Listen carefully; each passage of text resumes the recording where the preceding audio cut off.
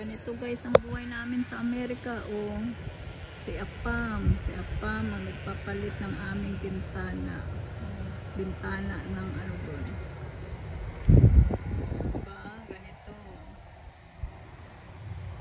Ganito ang trabaho namin dito. Kami lang para makatipid kami kasi mahal-mahal pag nag-hard ka. Pero kompleto naman ang gamit ni Apam.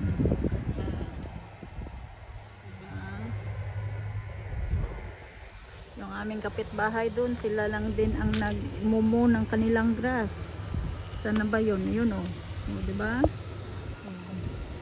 Sila lang din yan. Sila lang din ang nagmumo ng grass, nagtitrim, nagwi-weeding ba yun? Aging o. Ito mo o. Diba? Kapitbahay namin yan. Ganitong buhay sa Amerika. Tapos ganyan. Yung aking basura mamaya. Yan, pipick upin na yan mamaya. Pipick upin na mamaya. Ay, bukas pala. Bukas pala yan pipick upin. Tapos ito pa yung mga damo. Yung mga damo-damo na pinupunod ko. Diba? Yan o. Ganyan ko lang yan o. Kasi dapat lalagyan, isprayhan ko ng ano, ng gamot pampatay ba. Ayaw naman ng asawa ko at baka mamatay daw ang puno. Di ba hindi naman yung mamatay? Ganito lang. Kaya bumabalik pa rin sila kasi hindi talaga na ano yung ano.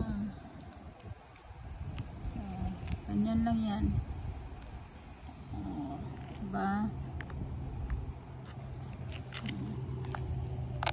Matigas siya, matigas.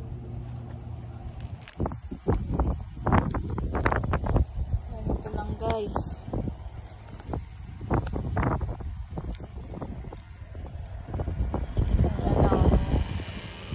Mag-Halloween na kasi dito eh.